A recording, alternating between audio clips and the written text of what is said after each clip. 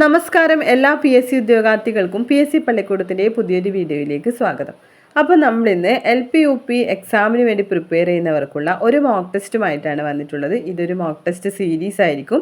ഒരുപാട് ക്വസ്റ്റ്യൻസ് നമുക്ക് ഇതുപോലെ മോക്ക് ടെസ്റ്റിലൂടെ ചെയ്ത് പഠിക്കാം. LP UP school assistant exam എഴുതുന്നവർക്ക് വളരെ ഉപകാരപ്രദമായിരിക്കും ഇതുപോലെയുള്ള പ്രീവിയസ് ക്വസ്റ്റ്യൻസ് പഠിക്കുന്നത്. അതുപോലെ തന്നെ LDCക്ക് പ്രിപ്പയർ ചെയ്യുന്നവർക്കും ഇതുപോലെയുള്ള മോക്ക് ടെസ്റ്റുകൾ വളരെ ഉപകാരപ്രദമായിരിക്കും. കാരണം SSCRT ആണ് ഇതിൽ കൂടുതലായും ചോദിച്ചിരിക്കുന്നത്. അതുകൊണ്ട് തന്നെ LDCക്ക് പ്രിപ്പയർ ചെയ്യുന്നവരും അതുപോലെ തന്നെ LGSന് പ്രിപ്പയർ ചെയ്യുന്നവരും എല്ലാം ഈ മോക്ക് ടെസ്റ്റ് അറ്റൻഡ് ചെയ്യാൻ ശ്രദ്ധിക്കുക. SSCRT ഭാഗത്തു നിന്നുള്ള ക്വസ്റ്റ്യൻസ് ആണ് കൂടുതൽ ഇതിൽ ഉൾപ്പെടുത്തിയിരിക്കുന്നത്. അതുകൊണ്ട് തന്നെ നിങ്ങൾക്ക് വളരെ ഉപകാരപ്രദമായിരിക്കും. SSCRTയുടെ ഇമ്പോർട്ടൻസ് എല്ലാവർക്കും അറിയാമല്ലോ. അപ്പോൾ അതിനു മുന്നേ PSC പള്ളിക്കൂടം എന്ന ചാനൽ ഇഷ്ടപ്പെടുകയാണെങ്കിൽ മാത്രം ഒന്ന് സബ്സ്ക്രൈബ് ചെയ്ത് സപ്പോർട്ട് ചെയ്യുക. അതുപോലെ തന്നെ കൂട്ടുകാരിലേക്ക് ഷെയർ ചെയ്യുക, പിന്നെ ലൈക്ക് ചെയ്യുക, കമൻറ്റ് ചെയ്യുക. അപ്പോൾ നമുക്ക് ചോദ്യത്തിലേക്ക് കടക്കാം. ആദ്യത്തെ ചോദ്യം ഇതാണ്: താഴെ കൊടുത്തിരിക്കുന്നതിൽ ഏതു നദിയുടെ തീരത്താണ് റോമാ നഗരം സ്ഥിതി ചെയ്യുന്നത്? താഴെ കൊടുത്തിരിക്കുന്നവയിൽ ഏതു നദിയുടെ തീരത്താണ് റോമാ നഗരം സ്ഥിതി ചെയ്യുന്നത്? ഓപ്ഷൻ സി ആണ് ആൻസർ. ടൈബർ നദിയുടെ തീരത്താണ്. ഓപ്ഷൻ സി, ടൈബർ നദിയുടെ തീരത്താണ് റോമാ നഗരം സ്ഥിതി ചെയ്യുന്നത്. രണ്ടാമത്തെ ചോദ്യം: പട്ടണം ഉത്ഖനനം നടക്കുന്ന ജില്ല. പട്ടണം ഉത്ഖനനം നടക്കുന്ന ജില്ല ഏതാണ്? ഓപ്ഷൻ എ, എറണാകുളമാണ് ആൻസർ. പട്ടണം ഉത്ഖനനം നടക്കുന്ന ജില്ല ഏതാണ്? എറണാകുളമാണ്. അടുത്ത ചോദ്യം: സിമ എന്നറിയപ്പെടുന്ന ഭൂമിയുടെ ഭാഗം. വളരെ ഇമ്പോർട്ടൻ്റ് ആണ്. PSC എപ്പോഴും ആവർത്തിക്കുന്ന ഒരു ഭാഗമാണ് ഭൂമിയുടെ ഘടന, അല്ലേ? അപ്പോൾ അതിൽ നിന്നുള്ള ചോദ്യമാണ്. സിമ എന്നറിയപ്പെടുന്ന ഭൂമിയുടെ ഭാഗം ഏതാണ്? ഓപ്ഷൻ ബി ആണ്, കടൽത്തറ. ഓപ്ഷൻ ബി ആണ് ആൻസർ, കടൽത്തറ. അപ്പോൾ നമുക്ക് അടുത്ത ചോദ്യത്തിലേക്ക് പോകാം. അടുത്ത ചോദ്യം: ആനന്ദ മഹാസഭയുടെ സ്ഥാപകൻ ആരാണ്? Option D, Brahmananda Sivayogi. ബ്രഹ്മാനന്ദ ശിവയോഗിയാണ് ആനന്ദ മഹാസഭയുടെ സ്ഥാപകൻ. നവോത്ഥാനത്തിൽ നിന്നുള്ള ചോദ്യമാണ്. വളരെ ഇമ്പോർട്ടൻ്റ് ആണ്, പഠിച്ചു വെക്കുക. അടുത്ത ചോദ്യം: എന്തിനു പകരമുള്ള പുതിയ സംവിധാനമാണ് 2015 നിലവിൽ വന്ന നീതി ആയോഗ്? അഞ്ചാമത്തെ ചോദ്യം: എന്തിനു പകരമുള്ള പുതിയ സംവിധാനമാണ് 2015 നിലവിൽ വന്ന നീതി ആയോഗ്? ഓപ്ഷൻ എ ആണ് ആൻസർ, അല്ലേ? ആസൂത്രണ കമ്മീഷൻ. ആസൂത്രണ കമ്മീഷന് പകരമായി വന്ന പുതിയ സംവിധാനമാണ് നീതി ആയോഗ്. ഏത് വർഷം? 2015. അപ്പോൾ ആറാമത്തെ ചോദ്യം നോക്കാലോ. സ്വദേശാഭിമാനി പത്രം ആരംഭിച്ചതാര്? സ്വദേശാഭിമാനി പത്രം ആരംഭിച്ചതാരാണ്? ഓപ്ഷൻ സി ആണ് ആൻസർ, വക്കം അബ്ദുൽ ഖാദർ മൗലവി, അല്ലേ? വക്കം അബ്ദുൽ ഖാദർ മൗലവിയാണ് സ്വദേശാഭിമാനി പത്രം ആരംഭിച്ചത്.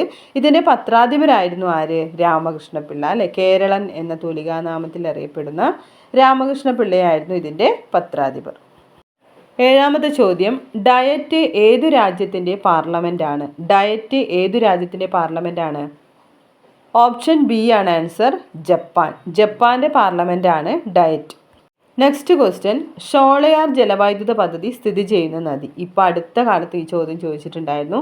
ഷോളയാർ ജലവൈദ്യുത പദ്ധതി സ്ഥിതി ചെയ്യുന്ന നദി ഏതാണ്? ഡി ആണ് ആൻസർ, ചാലക്കുടി പുഴ, അല്ലേ? ആ ഓപ്ഷൻ ശരിക്കും കാണുന്നില്ല. ചാലക്കുടി പുഴയാണ് ഷോളയാർ ജലവൈദ്യുത പദ്ധതി സ്ഥിതി ചെയ്യുന്ന നദി. ഒമ്പതാമത്തെ ചോദ്യം: ഹരോൾഡ് ഡോമർ മോഡൽ അടിസ്ഥാനമായി സ്വീകരിച്ച പഞ്ചവത്സര പദ്ധതി. ഒരുപാട് തവണ ആവർത്തിച്ച ക്വസ്റ്റ്യൻ ആണ്. ഹരോൾഡ് ഡോമർ മോഡൽ അടിസ്ഥാനമായി സ്വീകരിച്ച പഞ്ചവത്സര പദ്ധതി ഏതാണ് ആൻസർ? ഓപ്ഷൻ എ ആണ് 1, അല്ലേ? ഒന്നാം പഞ്ചവത്സര പദ്ധതി. അപ്പം ഓർമ്മിച്ച് വെക്കാൻ, ഹരോൾഡ് എന്ന് എഴുതുമ്പോൾ H എന്നുള്ള അക്ഷരമാണല്ലോ. അപ്പോൾ നമ്മൾ ആദ്യം ഒരു വര 1 എന്ന് ഇട്ടിട്ടല്ലേ ഹരോൾഡ് H എന്ന് എഴുതുക. അപ്പോൾ അങ്ങനെ ഒന്ന് കണക്ട് ചെയ്ത് വെച്ചാൽ മതി. ഹരോൾഡ് ഡോമർ മോഡൽ ഏതാണ്? ഒന്നാം പഞ്ചവത്സര പദ്ധതിയാണ്. മിസൈൽ മാൻ ഓഫ് ഇന്ത്യ എന്നറിയപ്പെടുന്ന ഇന്ത്യൻ ശാസ്ത്രജ്ഞൻ ആര്? മിസൈൽ മാൻ ഓഫ് ഇന്ത്യ, അല്ലേ? നമുക്കെല്ലാവർക്കും അറിയാം. ഓപ്ഷൻ സി ആണ് answer, APJ Abdul Kalam. APJ Abdul Kalam ആണ് മിസൈൽ മാൻ ഓഫ് ഇന്ത്യ എന്നറിയപ്പെടുന്ന ശാസ്ത്രജ്ഞൻ. നെക്സ്റ്റ് ക്വസ്റ്റ്യൻ: ക്ലോർ ആൽക്കലി പ്രവർത്തനം താഴെ പറയുന്ന ഏത് രാസവസ്തുവിൻ്റെ നിർമ്മാണവുമായി ബന്ധപ്പെട്ടിരിക്കുന്നു? ഓപ്ഷൻ സി ആണ് ആൻസർ, സോഡിയം ഹൈഡ്രോക്സൈഡ്. സോഡിയം ഹൈഡ്രോക്സൈഡുമായി ബന്ധപ്പെട്ടിരിക്കുന്നു. അടുത്ത ചോദ്യം 12ാമത്തെ ചോദ്യം ഡിലീറ്റഡ് ആണ്. അപ്പോൾ 13ാമത്തെ ചോദ്യം നോക്കാം. താഴെ പറയുന്നവയിൽ പോസിറ്റീവ് ചാർജ് ഉള്ളത് ഏതിനാണ്? താഴെ പറയുന്നവയിൽ പോസിറ്റീവ് ചാർജ് ഏതൊക്കെയാണ്? ഓപ്ഷൻ എ ആൽഫ കണം, ബീറ്റ കണം, ന്യൂട്രോൺ. അല്ലേ? ഏതാണ് ആൻസർ? ഓപ്ഷൻ എ ആണ് ആൻസർ. ആൽഫ കണമാണ് പോസിറ്റീവ് ചാർജുള്ള കണം. പ്രകാശത്തിൻ്റെ വേഗത ആദ്യമായി അളന്നത് ആരാണ്? ഓപ്ഷൻ ഡി ആണ് അല്ലേ, റോമറാണ് പ്രകാശത്തിൻ്റെ വേഗത ആദ്യമായി അളന്നത്. നെക്സ്റ്റ് ക്വസ്റ്റ്യൻ, നീലപ്രകാശവും പച്ചപ്രകാശവും കൂട്ടിച്ചേർത്താൽ ഉണ്ടാകുന്ന നിറം. നമുക്ക് പ്രകാശം എന്ന ഭാഗത്ത് ഇതൊക്കെ പഠിക്കാനുണ്ട് അല്ലേ? നീലപ്രകാശവും പച്ചയും, അതായത് നീലയും പച്ചയും ചേർന്നാൽ ഏത് കിട്ടും? നീലയും പച്ചയും ചേർന്നാൽ ഓപ്ഷൻ ബി സയൻ കളർ അല്ലെങ്കിൽ സിയൻ അല്ലേ? സിയൻ എന്ന് നമ്മൾ പറയും. ഓപ്ഷനിൽ സയൻ എന്നാണ്. അപ്പോൾ നീല പ്ലസ് പച്ച ഏതാണ് നിറം? സിയൻ. അപ്പോൾ സിയാന് പനി എന്ന് ഓർമ്മിച്ച് വെച്ചാൽ മതി. നെക്സ്റ്റ് ക്വസ്റ്റ്യൻ, എക്സ്റേ പതിക്കാതിരിക്കുവാൻ ഉപയോഗിക്കുന്ന രക്ഷാകവചം ഏത് ലോഹം കൊണ്ടാണ് നിർമ്മിക്കുന്നത്? എക്സ്റേ പതിക്കാതിരിക്കുവാൻ ഉപയോഗിക്കുന്ന രക്ഷാകവചം ഏത് ലോഹം കൊണ്ടാണ് നിർമ്മിക്കുന്നത്? ഓപ്ഷൻ എ ആണ് ആൻസർ. ലെഡ് കൊണ്ടാണ് അല്ലേ? ഓപ്ഷൻ എ ലെഡ് കൊണ്ടാണ് നിർമ്മിക്കുന്നത്. അടുത്ത ചോദ്യം, ക്വാർട്സ് ക്രിസ്റ്റൽ രാസപരമായി ഏത് വസ്തുവാണ്? ക്വാർട്സ് ക്രിസ്റ്റൽ രാസപരമായി ഏത് വസ്തുവാണ്? ഏതാണ് ആൻസർ? ഓപ്ഷൻ ഡി ആണ്, സിലിക്കൺ ഡയോക്സൈഡ്. ഓപ്ഷൻ ഡി ആണ് ആൻസർ. ക്വാർട്സ് ക്രിസ്റ്റൽ എന്താണ്? സിലിക്കൺ ഡയോക്സൈഡ് ആണ്. എട്ടാമത്തെ ക്വസ്റ്റ്യൻ, മോണോസൈറ്റ് ഏത് ലോഹത്തിൻ്റെ അയിരാണ്? ലോഹങ്ങളും അയിരുകളും പഠിച്ചു വെക്കണം. മോണോസൈറ്റ് ഏത് ലോഹത്തിൻ്റെ അയിരാണ്? ഏതാണ്? ഓപ്ഷൻ സി ആണ് ആൻസർ, തോറിയം. മോണോസൈറ്റ് തോറിയത്തിൻ്റെ അയിരാണ് അല്ലേ? ഏത് ലോഹത്തിൻ്റെ അയിരാണ്? തോറിയത്തിൻ്റെ അയിരാണ്. അടുത്ത ചോദ്യം, മുന്തിരിയിൽ അടങ്ങിയിരിക്കുന്ന ആസിഡ്. മുന്തിരിയിൽ അടങ്ങിയിരിക്കുന്ന ആസിഡ് ഏതാണ്? ഓപ്ഷൻ ബി ആണ്, ടാർട്ടാറിക് ആസിഡ് ആണ്. ടാർട്ടാറിക് ആസിഡാണ് മുന്തിരിയിൽ അടങ്ങിയിരിക്കുന്നത്. അപ്പോൾ പുളിയുള്ള പഴങ്ങളിലെല്ലാം അല്ലെങ്കിൽ പുളി രുചിയുള്ളതെല്ലാം എന്തായിരിക്കും? ടാർട്ടാറിക് ആസിഡ് ആയിരിക്കും എന്ന് പഠിച്ചു വെക്കുക. നെക്സ്റ്റ് ക്വസ്റ്റ്യൻ, എൻഡോസൾഫാൻ എന്ന കീടനാശിനി രാസപരമായി ഏത് വിഭാഗത്തിൽ പെടുന്നു? എൻഡോസൾഫാൻ രാസപരമായി ഏത് വിഭാഗത്തിലാണ് പെടുന്നത്? ഓപ്ഷൻ എ ആണ്, ഓർഗാനോ ക്ലോറിൻ. നെക്സ്റ്റ് ക്വസ്റ്റ്യൻ, സെൻറ്റിഗ്രേഡും ഫാരൻഹീറ്റും ഒരേപോലെയാകുന്ന താപനില. വളരെ ഇമ്പോർട്ടൻ്റ് ആണ്. സെൻറ്റിഗ്രേഡും ഫാരൻഹീറ്റും ഒരേപോലെയാകുന്ന താപനില ഏതാണ്? ഓപ്ഷൻ ഡി ആണ് answer, -40 degree. Option D -40 degree. 22ാമത്തെ ക്വസ്റ്റ്യൻ ഡിലീറ്റഡ് ആണ്. അപ്പോൾ 23ാമത്തെ ക്വസ്റ്റ്യൻ, ലോഹദ്യുതിയുള്ള അലോഹം. ലോഹദ്യുതി എന്താണ്? ലോഹദ്യുതി ലോഹങ്ങളുടെ തിളക്കം അല്ലേ? അപ്പോൾ ലോഹദ്യുതിയുള്ള അലോഹം ഏതാണ്? ഓപ്ഷൻ സി ആണ് ആൻസർ, അയഡിൻ. അയഡിനാണ് ലോഹദ്യുതിയുള്ള അലോഹം. അടുത്ത ചോദ്യം, ആദ്യമായി നിർമ്മിക്കപ്പെട്ട കൃത്രിമ മൂലകം. ആദ്യമായി നിർമ്മിക്കപ്പെട്ട കൃത്രിമ മൂലകം ഏതാണ്?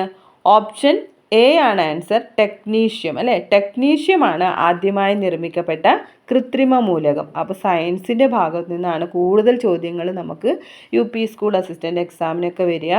അപ്പോൾ SCERT നല്ലപോലെ പഠിച്ചു വെക്കുക. PSC പള്ളിക്കൂടത്തിൻ്റെ ചാനൽ 5 മുതൽ 8ാം ക്ലാസ് വരെയുള്ള SCERT ചാപ്റ്റേഴ്സ് ക്ലാസ്സുകളായി തന്നെ വീഡിയോ ക്ലാസ്സുകളായി എടുത്തിട്ടുണ്ട്. വളരെ ഇമ്പോർട്ടൻ്റ് ആയ കാര്യങ്ങൾ മാത്രം ഉൾപ്പെടുത്തിയ ക്ലാസ്സാണ്. അപ്പോൾ ചാനൽ ഇഷ്ടപ്പെടുന്നവർ ചാനൽ സബ്സ്ക്രൈബ് ചെയ്ത് SCERT ക്ലാസ്സുകളെല്ലാം പോയി കാണുക, ഉപയോഗപ്പെടുത്തുക. നെക്സ്റ്റ് ക്വസ്റ്റ്യൻ, ഭൂവൽക്കത്തിൽ ഏറ്റവും കൂടുതലുള്ള മൂലകം ഏതാണ്? ഹൈഡ്രജൻ ആണ് അല്ലേ? ഹൈഡ്രജൻ ആണ് ഭൂവൽക്കത്തിൽ ഏറ്റവും കൂടുതലുള്ള മൂലകം. അടുത്ത ക്വസ്റ്റ്യൻ, അൾട്രാ വയലറ്റ് രശ്മികളെ പ്രതിരോധിക്കുന്ന ഗ്ലാസ് ഏതാണ്? അൾട്രാ വയലറ്റ് രശ്മികളെ പ്രതിരോധിക്കുന്ന ഗ്ലാസ് ആണ് ഓപ്ഷൻ ബി, ക്രൂക്സ് ഗ്ലാസ് അല്ലേ? ക്രൂക്സ് ഗ്ലാസ് ആണ് അൾട്രാ വയലറ്റ് രശ്മികളെ പ്രതിരോധിക്കുന്നത്. അടുത്ത ചോദ്യം, കാന്തശക്തിയുടെ യൂണിറ്റ്. കാന്തശക്തിയുടെ യൂണിറ്റ് ഏതാണ്? ഓപ്ഷൻ എ, വെബർ ആണ്. വെബർ ആണ് കാന്തശക്തിയുടെ യൂണിറ്റ്. അടുത്ത ചോദ്യം, വാഹനങ്ങളുടെ റിയർവ്യൂ മിറർ ഏതാണ്? വാഹനങ്ങളുടെ റിയർവ്യൂ മിററായി ഉപയോഗിക്കുന്നത് ഏതാണ്? ഓപ്ഷൻ ഡി ആണ് അല്ലേ? കോൺവെക്സ് ലെൻസ് ആണ്. കോൺവെക്സ് മിററാണ് വാഹനങ്ങളുടെ റിയർവ്യൂ മിററായി ഉപയോഗിക്കുന്നത്. കോൺവെക്സ് ആണ് റിയർവ്യൂ. നെക്സ്റ്റ് ക്വസ്റ്റ്യൻ, ഒരു ചാലകത്തിൻ്റെ നീളം കൂടുന്തോറും അതിൻ്റെ റെസിസ്റ്റിവിറ്റി. ഒരു ചാലകത്തിൻ്റെ നീളം കൂടുന്തോറും അതിൻ്റെ റെസിസ്റ്റിവിറ്റിക്ക് എന്ത് സംഭവിക്കും? ഏതാണ് ആൻസർ? ഓപ്ഷൻ ബി ആണ് അല്ലേ? ഒരു മാറ്റവുമില്ല. ചാലകത്തിൻ്റെ നീളം കൂടുന്തോറും അതിൻ്റെ റെസിസ്റ്റിവിറ്റിക്ക് എന്ത് സംഭവിക്കില്ല? ഒരു മാറ്റവും സംഭവിക്കില്ല. അപ്പോൾ ഓപ്ഷൻ ബി, മാറ്റമില്ല എന്നതാണ് ആൻസർ.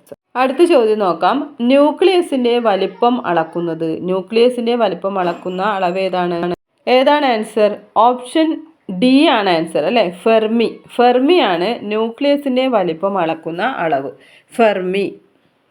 അടുത്ത ചോദ്യം, ജീവാണുവളം തയ്യാറാക്കാൻ ഉപയോഗിക്കുന്ന ഫോസ്ഫേറ്റ് ലായക ജീവാണുവിന് ഉദാഹരണം ഏതാണ്? ഓപ്ഷൻ എ ബാസിലസ് പോളിമിക്സ് അല്ലേ. ബാസിലസ് പോളിമിക്സ് ആണ് ജീവാണുവളം തയ്യാറാക്കാൻ ഉപയോഗിക്കുന്ന ഫോസ്ഫേറ്റ് ലായക ജീവാണുവിന് ഉദാഹരണം. Bacillus polymyxa. നെക്സ്റ്റ് ക്വസ്റ്റ്യൻ, ധാന്യകം ഏത് രൂപത്തിലാണ് സീവ് നാളിയിലൂടെ നീങ്ങുന്നത്? ധാന്യകം ഏത് രൂപത്തിലാണ് സീവ് നാളിയിലൂടെ നീങ്ങുന്നത്? ഏത് രൂപത്തിലാണ്? ഓപ്ഷൻ സി ആണ് ആൻസർ, സുക്രോസ് അല്ലേ. സുക്രോസ് രൂപത്തിലാണ് ധാന്യകം സീവ് നാളിയിലൂടെ നീങ്ങുന്നത്. ഏതാണ് answer? Option C, sucrose. Next question, sarcoma ശരീരത്തിൻ്റെ ഏത് ഭാഗത്തുണ്ടാവുന്ന ക്യാൻസറാണ്? സാർക്കോമ ശരീരത്തിൻ്റെ ഏത് ഭാഗത്തുണ്ടാകുന്ന ക്യാൻസറാണ്? ഓപ്ഷൻ എ ആണ് ആൻസർ, അസ്ഥി അല്ലേ. അസ്ഥിയെ ബാധിക്കുന്ന ക്യാൻസറാണ് സാർക്കോമ.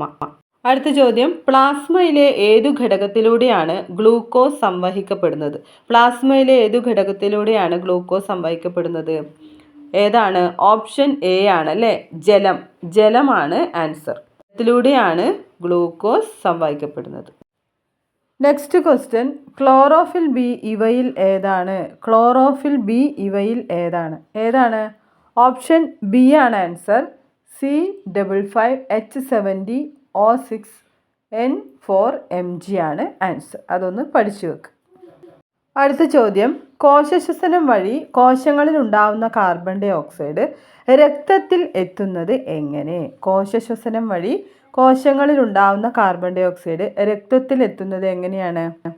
ഓപ്ഷൻ ഡി ആണ് ആൻസർ, ടിഷ്യൂ ദ്രവത്തിലൂടെയാണ് രക്തത്തിലേക്ക് കാർബൺ ഡൈ ഓക്സൈഡ് എത്തുന്നത്. മനസ്സിലായോ? അടുത്ത ചോദ്യം, PPLO എന്ന ഏകകോശ ജീവി ഏത് വിഭാഗത്തിൽപ്പെടുന്നു?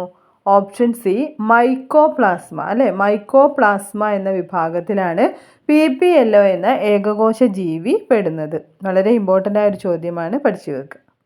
പ്ലേഗ് ഉണ്ടാക്കുന്ന രോഗകാരി ഏത്? എപ്പോഴും PSC ആവർത്തിച്ച് ചോദിക്കുന്ന ചോദ്യമാണ്. ഓപ്ഷൻ ഡി ആണ് ആൻസർ, യെർസീനിയ പെസ്റ്റിസ് അല്ലേ. പ്ലേഗ് ഉണ്ടാക്കുന്ന രോഗകാരിയാണ് യെർസീനിയ പെസ്റ്റിസ്. അടുത്ത ചോദ്യം, അൽക്കാഹരിത് ഏത് പച്ചക്കറിയുടെ ഇനമാണ്? അൽക്കാഹരിത് ഏത് പച്ചക്കറിയുടെ ഇനമാണ്? ഏതാണ്?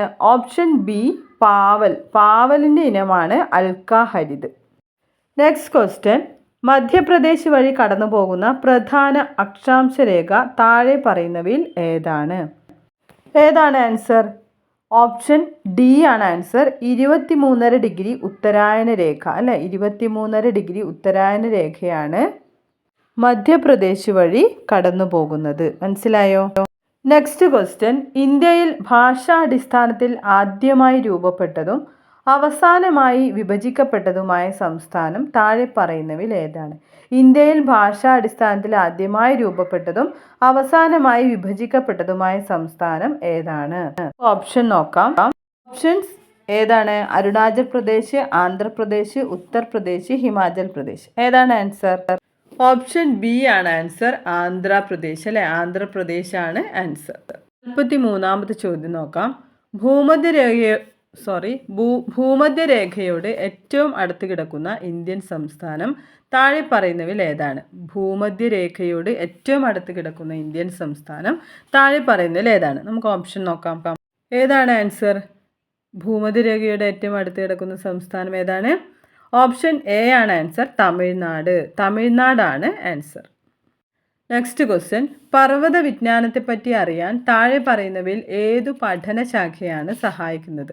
പർവ്വത വിജ്ഞാനത്തെപ്പറ്റി അറിയാൻ താഴെ പറയുന്നവയിൽ ഏതു പഠനശാഖയാണ് സഹായിക്കുന്നത്? ഏതാണ് ആൻസർ? ഓപ്ഷൻ സി, ഓറോഗ്രഫി അല്ലേ. ഓറോഗ്രഫിയാണ് ആൻസർ. മനസ്സിലായോ? അടുത്ത ചോദ്യം, ഹിമാലയ പർവ്വതം മുതൽ ഇന്ത്യൻ മഹാസമുദ്രം വരെ വ്യാപിച്ചു കിടക്കുന്ന ഇന്ത്യൻ സംസ്ഥാനം താഴെ പറയുന്നതിൽ ഏതാണ്?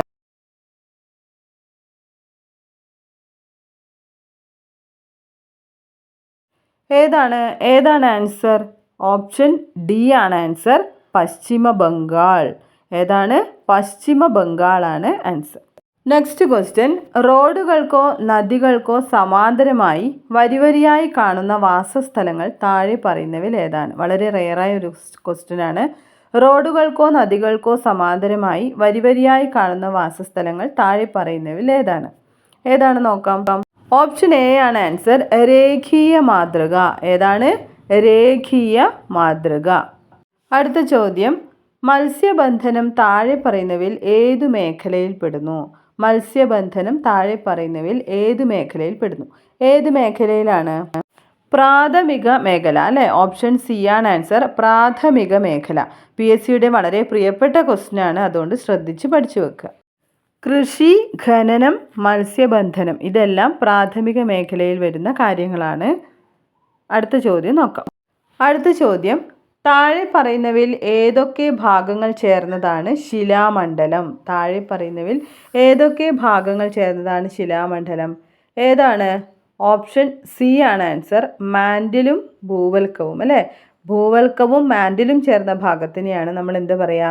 ശിലാമണ്ഡലം എന്ന് പറയുന്നത്. ലിത്തോസ്ഫിയർ അല്ലേ? ശിലാമണ്ഡലം അഥവാ ലിത്തോസ്ഫിയർ എന്ന് പറയുന്നത് ഏതാണ്? ഭൂവൽക്കവും മാൻഡിലും ചേർന്ന ഭാഗമാണ്. ഭൂമിയുടെ ഘടന ആവർത്തിച്ച് വരുന്നുണ്ട്, അപ്പോൾ ആ ഭാഗം ഒന്ന് നന്നായി പഠിച്ചു വെക്കുക. 49ാമത്തെ ചോദ്യം, എല്ലാ ശിലകളും താഴെ പറയുന്ന ഏതു ശിലയിൽ നിന്നാണ് രൂപം കൊള്ളുന്നത്? എല്ലാ ശിലകളും ഏതു ശിലയിൽ നിന്നാണ് രൂപം കൊള്ളുന്നത്?